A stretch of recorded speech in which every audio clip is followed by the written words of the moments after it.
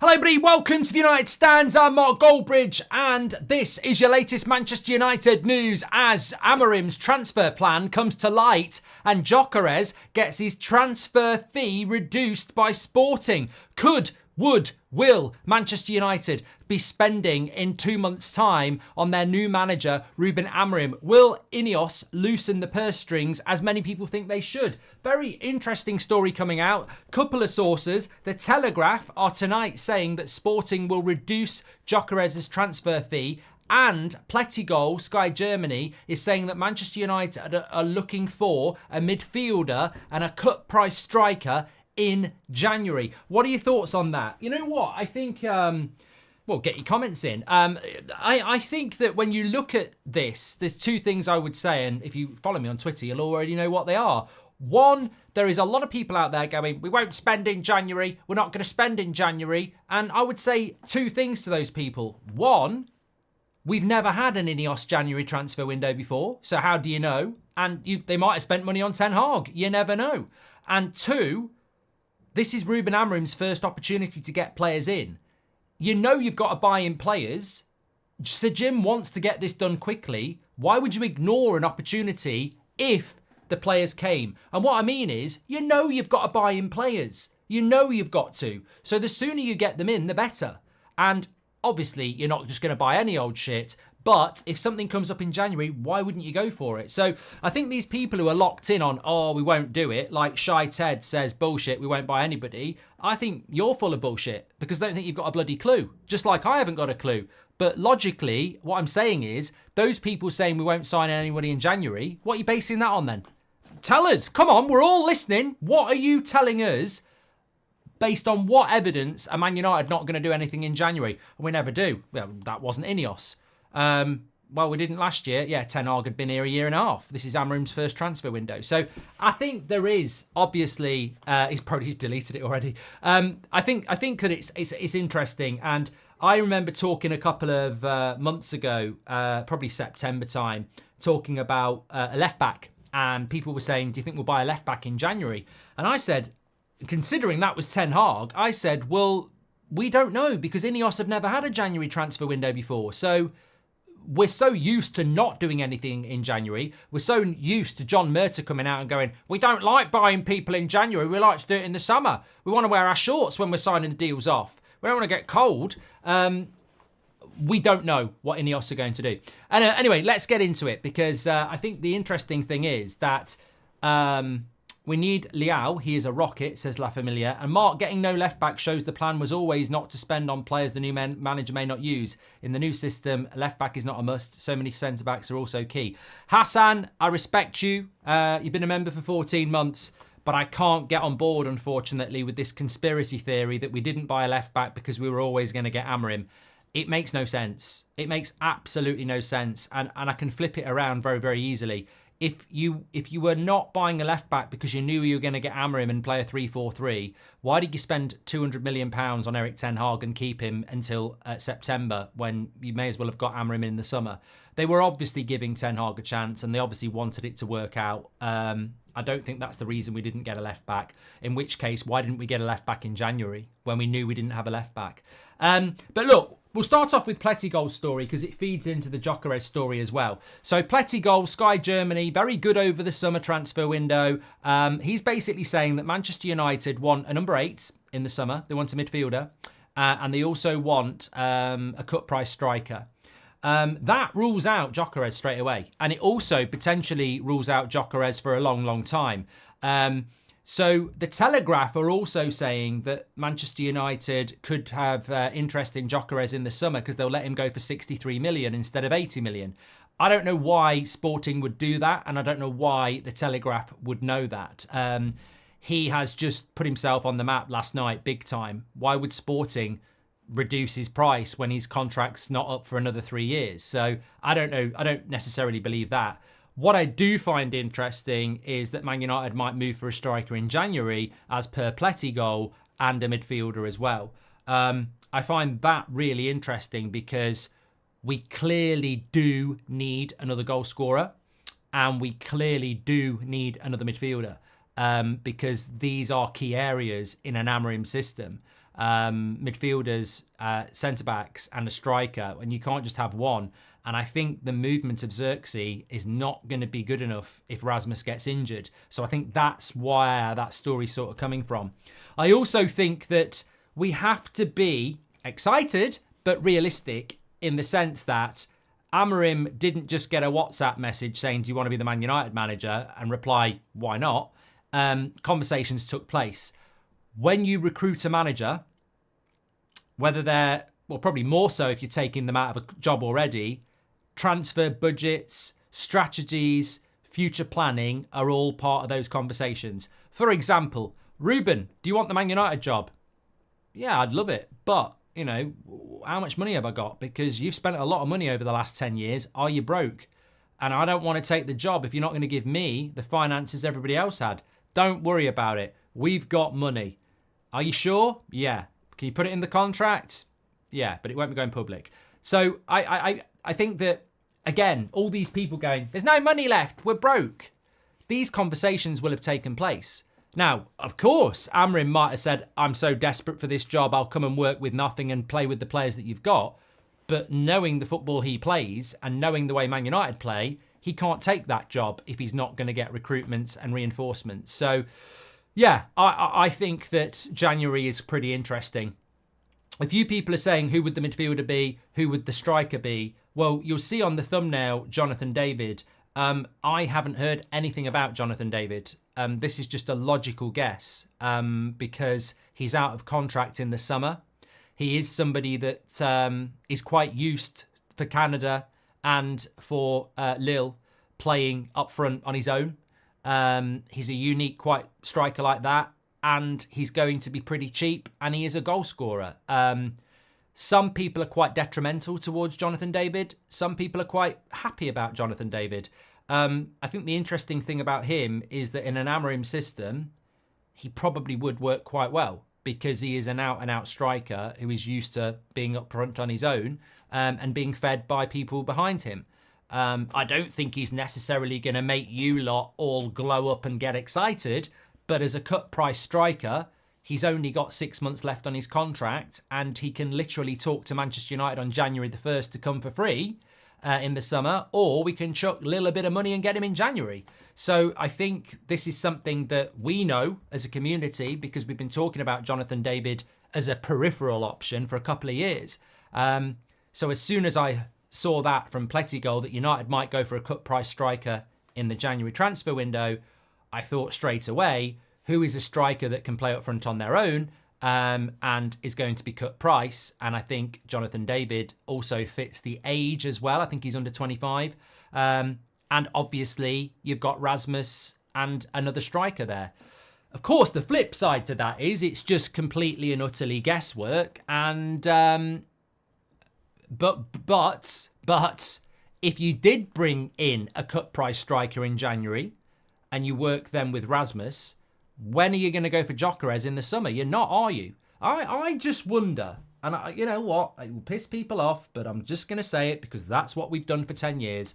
I just wonder if there is a scenario where we get by with what we've got until the summer and we try and get Gyökeres in a big race that Bayern Munich and Arsenal and Chelsea and everybody else will be in. Or do we go and try and get a cut price striker in January and say, Rasmus is going to be my Gyökeres? Because people are obsessed with Gyökeres at the moment. They are. And why not? He's playing absolutely brilliant. And he's done it under Amorim at Sporting. So there is a very logical argument to say, well, go and get the striker that knows his system, that he likes, that likes him and can score loads of goals. Happy ever after. There is, of course, that. But there is also the argument, well, hold on a minute. He saw somebody at Coventry that nobody really wanted. He took them to Sporting and made them one of the most exciting strikers in Europe. Why can't you do that with Rasmus Højlund? And then you don't need to spend £70 million on a striker because you've just done it with somebody that's already here. Look, there are people out there that want the Gyökeres. They don't believe in Rasmus. They don't believe in Xerxes. They don't want Jonathan David. It's called democracy. There are people who want that option. I actually quite like the option of not spending £70 million on a striker, making Rasmus the next Gyökeres and bringing in somebody a bit cheaper, knowing that Obi Martin's on the uprise as well. So I don't, look, bottom line, it's not an argument I need to have. If he does that option, great. If he does that option, great. But ultimately, he's got to choose. That's what we've bought Amorim for. He might go, thanks, Gyökeres. We'll probably never, ever work together again. Go and have the career I know you can have at a bigger club, because I'm going to work this. This is what I want to work with. This is what I want to do. So, yeah, I think it's very, very interesting how it's going to work out. I'm excited, you know. I'm the biggest critic. I think we all are. But I'm genuinely excited. The one thing I do want to talk about is a left back, but let me just carry on with this story. So if you're tuning in a bit late, a few stories coming out tonight around INEOS going active in the January transfer window. We've just been talking about the striker situation there because apparently United are looking for a cut price striker. Jonathan David fits that bill. He's a bit like Guirassy last January, you know. And look at what Guirassy's done at Dortmund, by the way. You know, that was a deal I didn't want to do. Hello, my hands are up. I did not want Guirassy. No, he's not good enough. I don't want him. Watched him play for Dortmund a couple of times in the Champions League, and I've gone, you know what? He wouldn't be a bad option from the bench. So, you know, I think that it's interesting, but we've just got to trust the project. For the first time actually, because football was different under Sir Alex, for the first time we have a structure of footballing expertise with a manager and a great reputation. How they fuse together is going to be very exciting. But I would say to anybody and I would normally be sat here going, we're not going to buy anyone in January. The club's a joke, tight-ass twats, they won't do anything. But I genuinely look at the last 11 months now, actually. Bloody hell, 11 months. The year's just gone like that. I look at the last 11 months and I go, Barada came out of nowhere. Then Dan Ashworth came out of nowhere. Then we were rumoured to get Wilcox and we did. Then we went and got Faval and no one was expecting that. The summer transfer window was left, right and centre, but never in front of anybody's eyes. Then Ten Hag got kept. Then he got sacked. Then Amorim came from nowhere. I think the thing we're learning from Sir Jim Ratcliffe's Man United venture is that he's on a time limit. And he's on a time limit with anything he's ever done. Anything he's been involved in, he wants to get things working now. That is completely and utterly in contrast to the Glazer United ownership, where it's let's get on with what we've got. I mean, look at Old Trafford. Let it rust. Look at the left-back situation. Let's not get one. You know, look at the new managers that come in. You've got to work with what he was working with. It's slow, it's painful, and it's incompetent.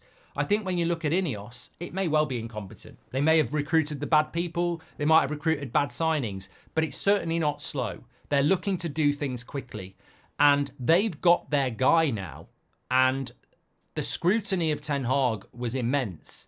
But INEOS were always a bit like, you know, look at the end of last season. It was almost like that. He's not really our guy. We like him. At the end of the day, we like him. But, you know, we didn't employ him. And he's had a lot of money. And I know he won the FA Cup, but I didn't shake his hand. I was like, I don't really want him. I want Amorim. I've said it now. So I think that now that Amorim's there, this is Sir Jim's guy. And I think they'll protect him a lot better. And I think they will spend in January because they'll look at it like Chelsea did. Remember that January transfer window that Chelsea had when they bought most of Europe? And they got Enzo Fernandez and Badiashile and everyone like that. It sort of showed the world you can do stuff in January and you can get good players in January. And I think United will look at it like that because I'm a firm believer that if your manager's coming in November and the season really is a renovation project, then you may as well go and get some materials in January to help him build between January and the summer. There's no point it all being architectural, drawing maps and plans of what you're going to do, when actually in January you could go and get some bricks and start building. But you can't do that if you ignore the January transfer window. And as we saw with Man United many years ago when they got Everett and Vidic, they came in the January and they had a bad start, but by the start of next season, they were settled. And You look at Chelsea and all those players they bought in January. They've not all been successful, but the ones that have been, they had that few months and then they were ready to go. It's so logical for Man United to do business in January, to back their new manager the first opportunity they can and send a message. And also, this is INEOS. We've never had a January transfer window with them before. And also, third of all, I think the biggest thing of all is there's no point buying shit. If we do buy players in January, it'll be because the opportunity presents itself. There'll be certain players you can't get because clubs aren't going to let them go halfway through a season. So it's about what's out there as well. But I'm excited by it. I genuinely think they'll do stuff because that's what INEOS have done. And you don't know about it until, boom, there you go. I don't think we're going to go and buy Gyökeres. I don't think we're going to go and buy Diomande. I don't think we're going to go and buy, something sensational. But I think there might be a couple of deals that we look at that make sense. Sell Rashford, buy Musiala and Gyökeres, and we'll be competing in the Champions League, says Leo. Hollywood signing is great, but not all should be Hollywood signings, says La Familia. I want to talk about this left back as well. Also, Kia says, off topic, but I really do not want to see any polls on Amorim in or out for a very long time, especially with this set of players, says Kia. And David is consistently in Europe's top five scorers, but people don't want him. For what reason exactly? I don't know. I don't know what it is about Jonathan David, but as a player that would be... Look, if Amorim wants him, get him. Simple as that. If he doesn't want him, don't get him. Simple as that. Mark, Xerxes not a Man United player under Ruben Amorim. We needed Gyökeres in January. Yeah, it's not going to happen. Sergit. I mean, thank you very much for the super chat, but I'll tell you right now, we won't be signing Gyökeres in January. It just won't happen. 100% absolutely will not happen. I'd love that to be being clipped in January, but it's not going to happen. We haven't got that capability to do that deal in January. We got Bruno Fernandes in January out of Sporting, so it's not impossible, but he's already said he won't do it. Amorim's already said he won't go and do it. And, Sporting aren't going to want it to happen either. So, yeah, it won't happen. Dylan Walsh, who has a Canadian flag. Maybe he's going to talk about Jonathan David. He's disappointed me. He hasn't. He says, do you think last night's result will give Amorim more of a say on transfers? His system clearly works with the right players. I want him involved. I think in relation to transfers and Amorim, now is the time to start thinking about it. I do. I know... If Ten Hag was here, we'd be a bit reticent, like he's just had a load of money in the summer. Will he get backed again? But I think with Amorim, it's just absolutely, if I was in charge, I would be saying, is there anything in January you'd like that we can get within reason? Some of them are going to have to wait till the summer, but is there anything in January that you think's worth going for that we can go for? And I think they will be doing that. I think as well, Dylan, that it's becoming... I think last night opened... Well, it didn't necessarily open my eyes, but I think it will have opened a lot of people's eyes, is that 3-4-3 is just so distinctive. There's not that many teams doing it. And you cannot manage Manchester United by committee and not include the manager. You just can't. Dan Ashworth won't know it. Barada won't know it. Wilcox won't know it. They won't know that system well enough to go... We've just bought you, I don't know, I'm trying to think of somebody. Look, we've just gone and bought you Alvarez from West Ham for 50 million quid because we think he's really good. And then Amorim goes, well, he is decent, but he doesn't fit in with what I need. So I just don't think they're going to do that. And I don't think it's fair to say they're going to do that until we get evidence that they do that. They would be losing their own job. If Sir Jim Radcliffe found out that Dan Ashworth was buying players that aren't suitable for the system of the manager, he'd sack him. He doesn't have a veto. He can't say yes or no, but he has to be part of it because at the end of the day, it doesn't make sense not to. If I'm Dan Ashworth, I'm not going to go, shut up, Ruben, I'm buying this player because Ashworth looks better if he buys players that suits Amorim's system. And it's a very distinctive system. So I'm not worried about them not listening to Amorim. I think they have to listen to him. And there has to be open conversation. My biggest skepticism, says Patrick Lynch. Thank you very much for your super chat, by the way, Patrick. Appreciate that. He says, my biggest scepticism around the January transfer window is how short it is. Judging by the summer window, INEOS don't rush negotiations and clubs do play hard ball with us. Yeah, I think it's a fair point, Patrick, but I got the feeling that INEOS had unfinished business from the summer anyway. I think there were Branthwaite for one, but I think there were players that they liked that they didn't get. Olise, obviously, they're never going to get, but they wanted him. But, Goretzka keeps being mentioned as well, and I don't really get it because Goretzka was mentioned by Plettigol. Goretzka, to me, doesn't make any sense. He doesn't fit the age profile, and also he's a player that's been linked to us because of Ten Hag for about 2 years. So I don't know whether that's just lazy journalism or whether INEOS actually do quite like him. And I don't know whether he'd suit... is he... I don't know. I don't know about that one. But I think what really you're saying is that can INEOS do business in January when it's only 4 weeks? But if they didn't do any business, they'd straight away be accused of not backing their guy who... The dangerous... Look, I know this. You know this. We will say this in January. If we get 2 players, we could win the Europa League. And if we win the Europa League, we're in the Champions League. And that's 60, 70 million pounds. Some people say if we buy a player now, it will help us win the league. Not Man United, but, Arsenal have said it in the past. If we get a striker in January, that could be the difference between winning the league and not winning the league. So if INEOS don't do anything, then fans will say, well, they've just jeopardised us potentially winning the Europa League. I would also say if they don't do anything, they've put the project back by 6 months because giving him new players in January means they're up and running for the start of next season. So it's logical. The only way I think it wouldn't happen is if there's no value in the market, which basically means nobody's available that's going to make it better.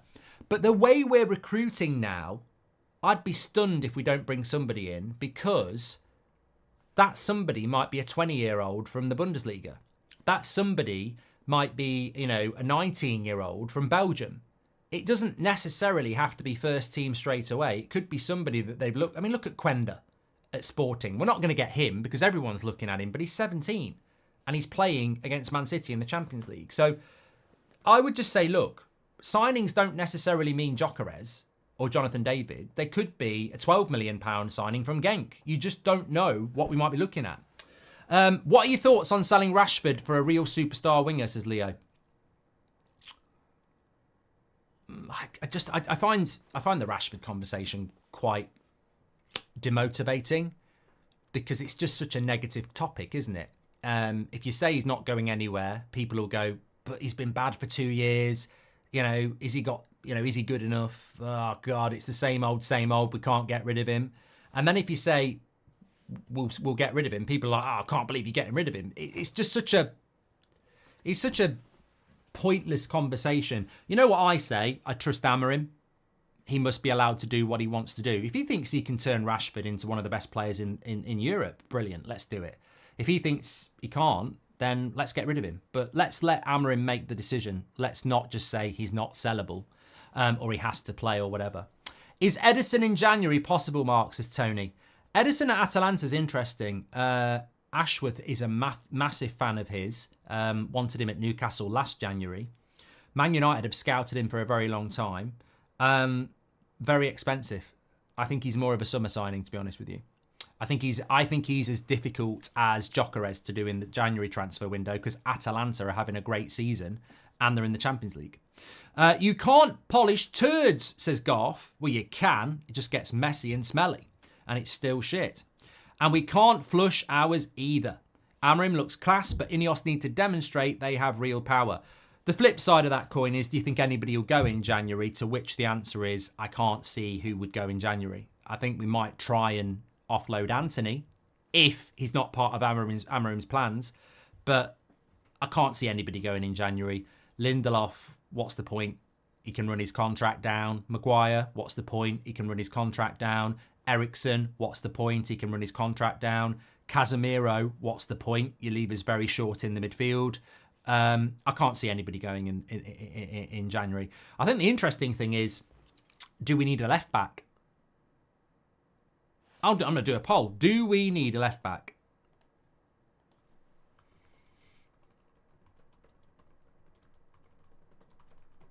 God, I'm a quick typer. I am a quick typer.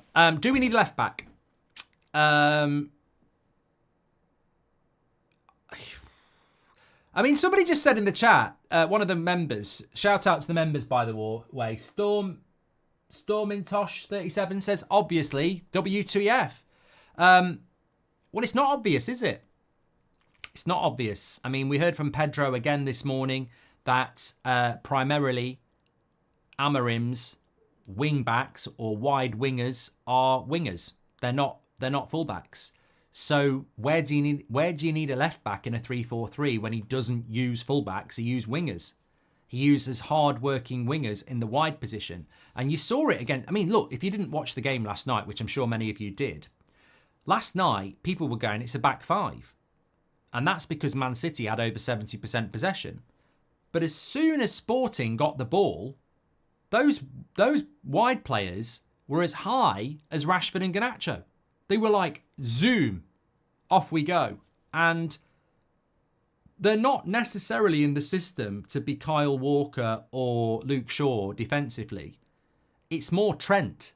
It's like you are somebody there to provide width defensively, but your real asset is getting forward. So do we need a left back then? Where's that left back actually going to play in that system? Now, Amorim might come in and go, look, at Sporting, I used wingers, but this is the Premier League. We are nowhere near the top four. I'm going to use wing backs. He might do that, in which case you do need a left wing back. Because, but if he's going to use wingers there, then he doesn't need a left back. So I think it depends on Amorim again. I mean, look, people talk about Alvaro Fernandez coming back for £16 million. Why not do it? He might be somebody that can do that role. He might be somebody that can play left-sided centre-back because Amorim has used fullbacks in the either side of the middle centre-back. So they're like the right centre-back or the left centre-back. And I definitely think Mazraoui or Jalou or Luke Shaw could do that. I don't know. I don't think Malacia can do that. So I don't know. I don't know whether we need a left-back. If we're going to play the Amorim system, I don't know whether we do need a left-back. Because the traditional left-back isn't used in the system that Amorim's got. So would you go and spend 40 million to get Anthony Robinson? You probably wouldn't. This is the efficiency of a different formation because different positions become more of a priority. I actually think two areas that are massively important to us now are centre attacking midfield because there's two of them. I think the players that play in behind the striker become really important. Now, you can say we've got Bruno, you could say Garnacho or Rashford could do it, but I actually think you almost need a Bellingham, a Musiala, a Wirtz, an Odegaard. You need someone like that there. I think we need another attacking midfielder of real quality who is in the age bracket of 20 or 19 to 23. People talk about that Nipan, who plays for Rosenborg. I think we need a really talented cam. And it doesn't matter if they're 19. It doesn't matter if they're 20. But I think we need one of them. I think we need somebody who is, Bernardo Silva, someone like that. I'm not going to get Bernardo Silva, but I think that position is really important. More than left back for me. 87% of you are saying we need a left back, which I think is massively interesting because I don't necessarily... I'm going to say no, we don't. I don't think we do need it. I don't think we do.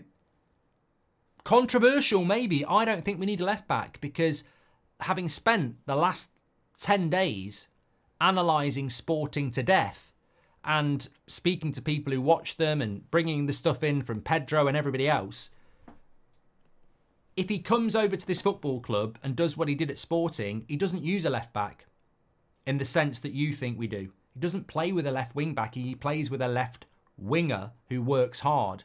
So unless you're going to bring in a left back who is more of an attack, Alphonso Davies, for example, then I don't think we need a left back. I think we need a centre attacking midfielder. I think that's one of the priority positions for me now.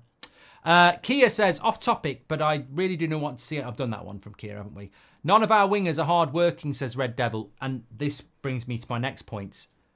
What if we need wingers? Because those two wide players have to work ridiculously hard. Do we even have a winger that can do that? I mean, Anthony, Ahmad, Garnacho, Rashford. I mean, we might need 4 wingers. Who knows? To be fair, I think Garnacho and Ahmad might be able to do it because they're young enough to do it. But I wonder whether we do actually need a winger. And funnily enough, I'm only adding to the conspiracy theory that I don't think exists. INEOS's priority signing going into the summer transfer window was Elise, a winger. And people were like, why are we looking at a winger? Why aren't we buying a left back? So, you know, maybe there is something in that. Stormintosh37, thanks for your super chat and for being a member. He says, I watched Sporting last night. Those players are insane and very hard-working. None of our players are that. I assumed Amorim will play a back 4 formation for a while and then slowly adapt to 3-4-3. Well, look, I don't know. I don't have the answer to that. But as Pedro was saying, our Sporting expert, he said Amorim will play 3-4-3. He's played 3-4-3 his whole life. From the club before Braga, I forget the name, to Braga to Sporting, he's always played 3-4-3. So if he comes to Man United and plays a back 4, it's something he's never done in his whole career with his coaches that he's been with all his career. So I'm not saying it's not going to happen, but how would you feel about that? If this manager that's never done that is all about this system, you bring him to Man United and then he abandons it, it's the same as what Rangnick did after half an hour against Crystal Palace. It's the same as what Ten Hag did after having I mean, Ten Hag's style of play at Ajax, we never fucking saw it. We never saw what he did. So, you know, it's interesting, isn't it? I think he'll play a 3-4-3, and I'd be worried, like Greg Donald said, if he didn't come in and do it. I'm all in on the 3-4-3. I never thought I'd say that as a Man United fan because I want to see Man United playing a 4-3-3 with wingers. But I'm all in on this. This is INEOS's decision. I'm excited by it. For the love of God, don't come here and abandon what we got you for. Go 3-4-3. I'm ready for the losses. We lost over 10 games last year. You're a new manager. You've got all the time in the world as far as I'm concerned. You've certainly got the next 6 months. Go with the 3-4-3. Look, let's get to work. We've got a marathon to run here. And if you're trying to run a marathon and you've never run a marathon, that first few weeks of running nearly kills you. But you're building up for something. I think let's go. Let's go. Hi, Mark. What do you think of Nikola Zalewski, 23-year-old left wing back who could do great with some form? I watch him when Poland plays, says Kevin. Don't really know a lot about him. But you know what, Kevin? It feeds into what I was saying at lunchtime. We don't necessarily have to go and spend £50 million on a Sporting centre-back or midfielder. We should be looking... Look, football's brilliant. Football's amazing. For every Kvaratskhelia for 80 million from Napoli, there's a winger playing for Shakhtar Donetsk for 15 million. There isn't. But you know what I mean? There will be a player out there coming through. It's just about finding them. Brighton have been brilliant at it. So that's all we've got to do.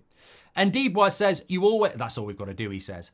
Ndibwa says, you always make my day. Love from Toronto. Thanks, pal. Thanks very much for tuning in. Shahen says, Pellistri would have been great. I think the thing with Pellistri is, and I nearly said it about Ahmad, to play that mid-wing role that Amorim uses, are Pellistri and Ahmad physical enough? That's something I don't know. I don't know the profile of the wide wingers that he uses for Sporting. Are they small? Are they physical? Maybe not. Maybe they aren't. I don't know. So I don't know. Look, there's a lot I don't know about how Amorim's going to work. A lot of it's guesswork, but it's exciting. Kipper says, future results could determine January transfer window spending. And Srijit says, if INEOS decide to do business in January, they should already have started by now, keeping everything under wraps though. Oh, 100%, mate. You know, I've said this so many times. If we're going to do January business, now's the time to start talking about it because INEOS will be working on it. If you think about the summer transfer window, the transfer window opens on June the 10th. So the equivalent of where we are is, well, we are 6th of November, halfway through April. is the equivalent of where we are for the summer transfer window in relation to the January transfer window. We're about, what, 7 weeks out? So, of course they'll be in contact. Of course they'll be in talks. Definitely. Joel says, I'm loving the FIFA career mode. Can't wait for Friday. Mate, this week it's really kicked off. I loved it today. It was brilliant. Somebody bought Jokeres. It's a game. Don't worry about it. Anyway, how about Patrick Dorgu, left back, good player. But I don't know. Villa just lost to Bruges. Oh my God, 100%. Villa are rocking a little bit at the moment. So there's a few teams out there vulnerable at the moment. What about Alt-Nouri? But do we need a left back like that? I think we need a left winger who can defend.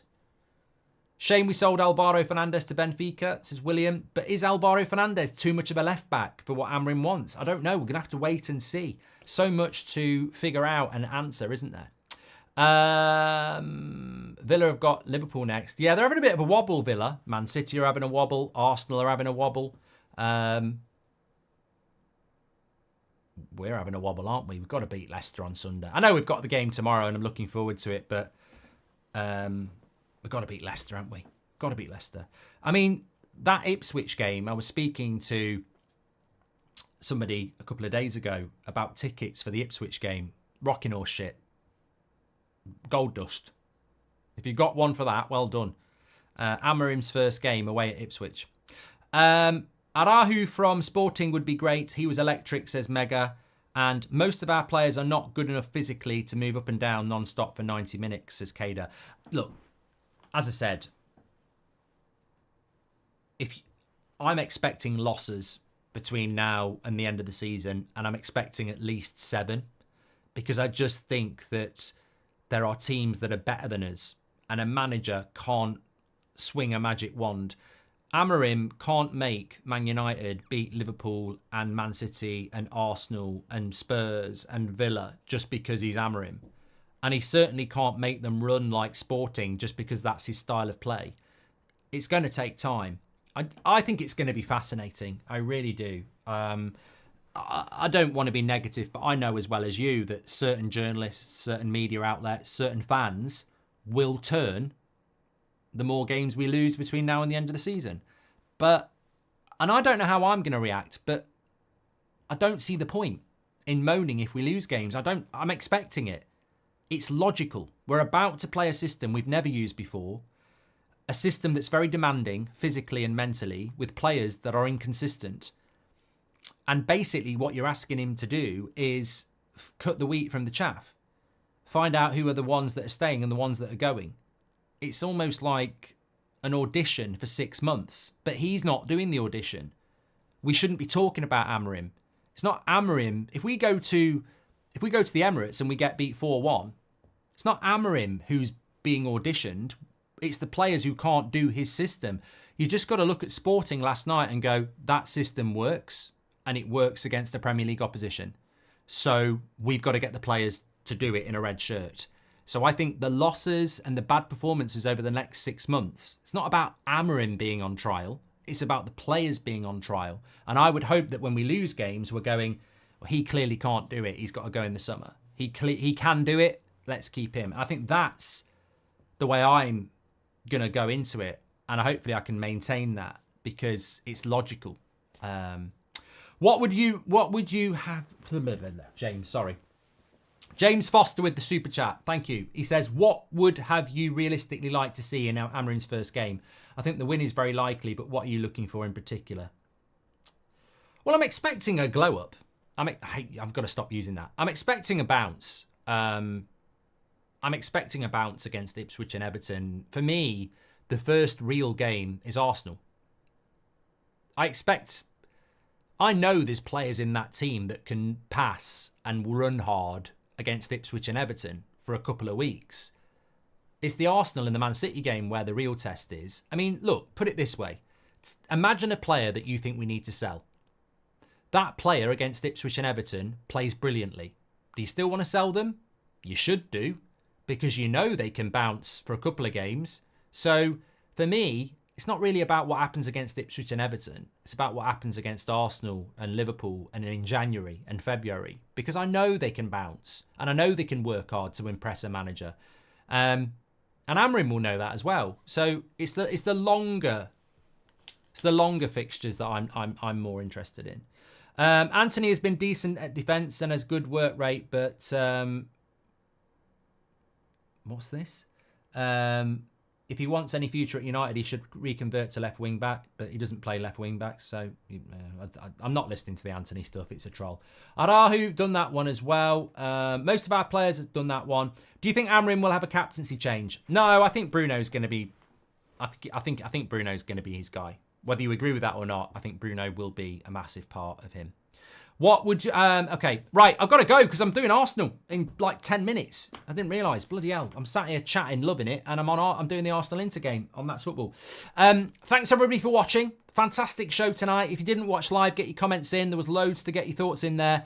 I think everybody who's saying we won't spend in January, yeah, they're not thinking it through. It's INEOS' 1st January transfer window, it's Amorim's 1st January transfer window, and it's logical to get players in for him early that he can get to work with. So I think they will do business. If the opportunity is there, I think they'll do it. 86% of you think we should buy a left back as well. I don't. I don't think we do need to buy a left back based on the system that he plays. But, you know, there we go. Take care, everyone. Speak to you all in a bit. Well, I'll speak to you in a couple of minutes. I'm going to be on That's Football. The football chat continues. Speak to you in a bit.